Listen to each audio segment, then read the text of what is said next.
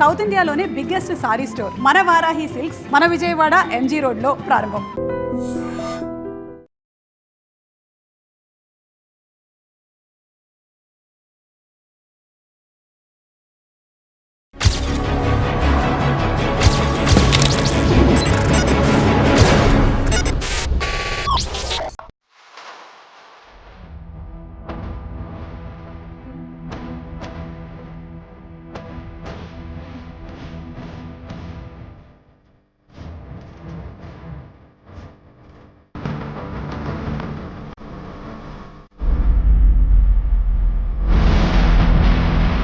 రోజు మన గెస్ట్ ఎర్రవల్లి రవి, మాజీ మామూలు.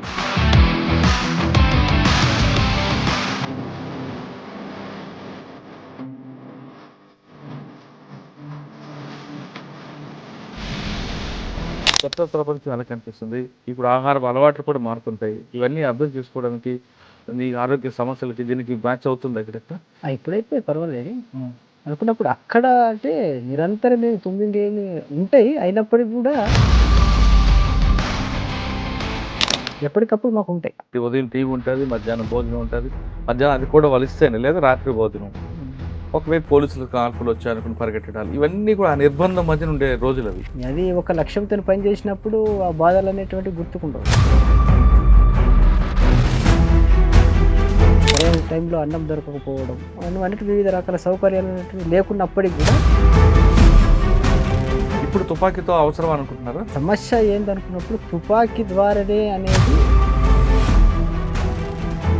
కాబట్టి సాయుధ పోరాటం ద్వారా అనేది ఏంటంటే సమాజాన్ని మార్చాలి, అది గ్యారంటీ. 24 సంవత్సరాల క్రితం వెళ్ళినప్పుడు ఆరేవల్లి ఎలాగుంది, 24 సంవత్సరాల తర్వాత వచ్చిన తర్వాత ఆరేవల్లి అభివృద్ధి ఏముంది?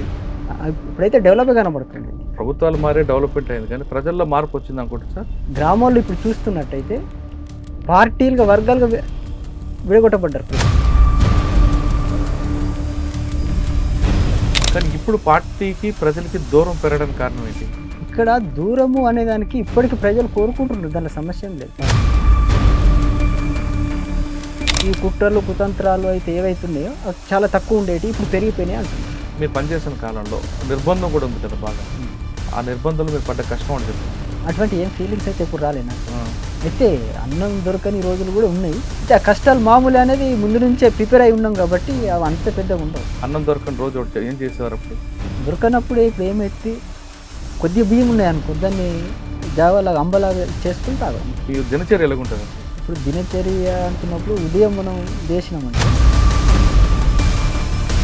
టీటీకి అయిన తర్వాత వేపన్స్ క్లీన్ చేస్తాం. వేపన్స్ క్లీన్ చేసిన తర్వాత ఇప్పుడు తుపాకులు మీకంటే ఇక్కడ దాడులు దొరుకుతాయి, మరి బుల్లెట్లు దొరకవు కదా, ఎలా మరి?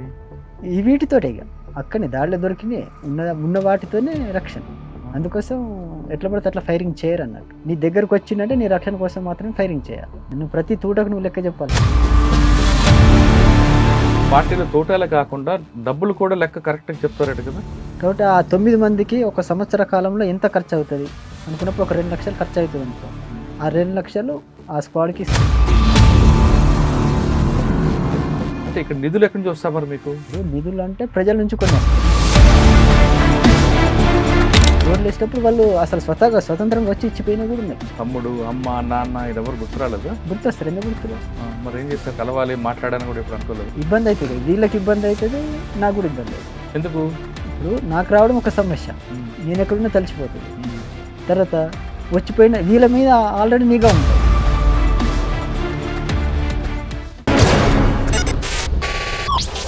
గతంలో గ్రామాల పరిస్థితి ప్రభావంతోనో లేదా చుట్టుపక్కల జరుగుతున్న అన్యాయాలకు ఎదిరించాలనో కొంతమంది యువకులు అడవిబాటు పట్టారు. ఆ విధంగా అడవిలోకి వెళ్ళిన తర్వాత కాలంతో సంబంధం లేకుండా నిరంతరం బడుగు బలహీన వర్గాల కోసం, ప్రజల కోసం పనిచేసేవారు. ఆ విధంగా కొన్ని సంవత్సరాల పాటు అడవికి పరిమితై తర్వాత వ్యక్తిగత కారణాలతోనో లేదా ఇటీవల జరుగుతున్న నిర్బంధానికి భయపడో లేదా వ్యక్తిగత కారణాలతోనో అనారోగ్య సమస్యలతోనో జనజీవన స్రవంతులకు వచ్చిన వారిని పరిచయం చేసే కార్యక్రమంలో ఈరోజు మన గెస్ట్ ఎర్రవల్లి రవి, మాజీ మావోయిస్ట్. నిజామాబాద్ జిల్లా కామారెడ్డి దగ్గర ఆర్యవల్లికి చెందిన రవి దాదాపు 24 సంవత్సరాల కిందట అడవిలోకి వెళ్ళారు. 24 సంవత్సరాల నుంచి అడవి బాట పట్టిన ఆయన తెలంగాణ తర్వాత ఒడిశా కేటర్ కూడా వెళ్ళారు.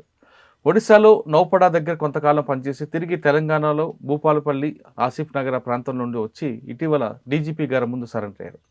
అసలు రవి ఎందుకు వెళ్ళారు, వెళ్ళిన తర్వాత ఆ 24 సంవత్సరాల్లో ప్రజల కోసం చేసిన కార్యక్రమాలు ఏంటి, ప్రస్తుతం ఇక్కడ వచ్చిన తర్వాత ఇక్కడ ఉన్న ప్రపంచం ఏ విధంగా ఉంది, ఇప్పుడు ఆయన జీవన విధానం ఏ విధంగా ఉండబోతుందన్న విషయాన్ని రవిని అడిగి తెలుసుకుందాం. రవి నమస్తే. నమస్తే. ఎప్పుడో 24 సంవత్సరాల క్రితం తెలంగాణ రాష్ట్రాన్ని విడిచి వెళ్ళిన మీరు మళ్ళీ ఇటీవల వచ్చారు. వచ్చిన తర్వాత అప్పుడుకి కామారెడ్డికి, అప్పుడు ఆర్యవేలకి, అప్పుడు నిజామాబాద్ జిల్లాకి ఇప్పుడుకి ఎంత తేడా ఉంది? ఇప్పుడు ఈ ప్రపంచం ఎలా కనిపిస్తుంది మీకు? అంటే అక్కడ ఉన్న చుట్టూ ఆదివాసీలు, ఆ అడవి మీకుండేది.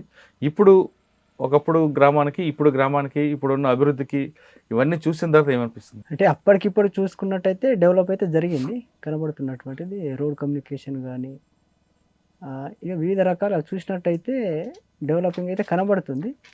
అయితే ఇంకా ప్రజల యొక్క సమస్యలు ఎంతవరకు తీరినాయి అనేది ఇంకా నాకేం అర్థం కాదు. వచ్చింది మొన్న రీసెంట్గా కాబట్టి అవి చూడాలి, ఇక ఉండగా అవి అర్థమవుతూ ఉంటాయి. అంటే నిత్యం పోలీసులు చుట్టుపక్కల ఉంటారు అడవిలో ఉన్నప్పుడు, ఏ వైపు నుంచి ఎవరు వస్తారో తెలీదు. ఓకే, అది చుట్టూ ఆదివాసీలే మీకు ప్రపంచం, ఆ పచ్చని చెట్లు అదే మీకు అంత ఆనందంగా ఉండేది. అవన్నీ విడిచిపెట్టి ఇప్పుడు ఇందులోకి రావడంతో ఈ కొత్త ప్రపంచం ఎలా కనిపిస్తుంది? ఇప్పుడు ఆహార అలవాట్లు కూడా మారుతుంటాయి. ఇవన్నీ అర్థం చేసుకోవడానికి మీ ఆరోగ్య సమస్యలకి దీనికి మ్యాచ్ అవుతుందా ఇప్పుడు ఇక్కడ? ఇప్పుడైతే పర్వాలేదు అనుకున్నప్పుడు అక్కడ అంటే నిరంతరం ఏమి పుంబింగ్ ఏమి ఉంటాయి, అయినప్పటికీ కూడా మాకు వచ్చేటటువంటి ఇన్ఫర్మేషన్ వస్తూ ఉంటుంది. ఎనిమిది ఎక్కడ దాకా వచ్చింది ఏంటి, ఎనిమిది కథలకి ఏంటి అనేటువంటిది ఎప్పటికప్పుడు మాకు ఉంటాయి. ఉండే అనేది కాదు. కానీ అక్కడ సమయానికి భోజనం ఉండదు. ఆదివాసులు పెట్టిందే మీకు భోజనం రోజుకి 2 సార్లు. ఒకసారి ఉదయం టీవీ ఉంటుంది, మధ్యాహ్నం భోజనం ఉంటుంది. మధ్యాహ్నం అది కూడా వాళ్ళు ఇస్తేనే, లేదా రాత్రి భోజనం. ఒకవైపు పోలీసులు కాల్పులు వచ్చాయనుకుని పరిగెట్టడాలు, ఇవన్నీ కూడా ఆ నిర్బంధం మధ్యన ఉండే రోజులు అవి ఉంటాయి. ఇప్పుడైతే ప్రశాంతంగా జీవితం అనిపిస్తున్నారా? బోజనాలు, తమ్ముడు అన్నం పెట్టడం, అవన్నీ గతంలో బాల్యం అంత గుర్తుకొస్తుందా? అంటే దానికి దీనికి తేడా ఉంటుంది కదా. అది ఒక లక్ష్యంతో పని చేసినప్పుడు ఆ బాధలు అనేటువంటి గుర్తుకుండవు. ఇక ఎవరికైనా కూడా ఒక లక్ష్యంతో, ఒక లక్ష్యానికి చేరుకోవాలనేటువంటి దాంతో పనిచేసినప్పుడు ఆ బాధలు సెకండరీ అయిపోతాయి అంతే. సరైన టైంలో అన్నం దొరకకపోవడం, నువ్వు అన్నట్టు వివిధ రకాల సౌకర్యాలు అనేటివి లేకున్నప్పటికీ కూడా అవంతా మామూలుగానే ఉంటాయి అన్నట్టు.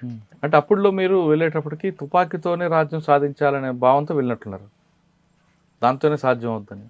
కానీ ఇప్పుడు మీరు బయటకు వచ్చాక ఇవన్నీ చూసారు, అభివృద్ధి చూసారు, ప్రజలు మార్పు చూసారు, ప్రజలకు ఏం కావాలనుకున్నది కూడా చూస్తున్నారు. కాబట్టి ఇప్పుడు తుపాకీతో అవసరం అనుకుంటున్నారా? సమస్య ఏందనుకున్నప్పుడు తుపాకీ ద్వారానే అనేది, అంటే మీరు అనే తుపాకీ ద్వారానే అనేది మీరు ఏదైతే అంటున్నారో సాయుధ పోరాటం ద్వారా అనేది, సాయుధ పోరాటం ద్వారా. కాబట్టి సాయుధ పోరాటం ద్వారా అనేది ఏంటంటే సమాజాన్ని మార్చాలి, అది గ్యారంటీ. ఇప్పుడున్న ఈ సమాజముతోటి ఈ అసమానతలు తొలగిపోతాయి అనేది నాకు డౌటే.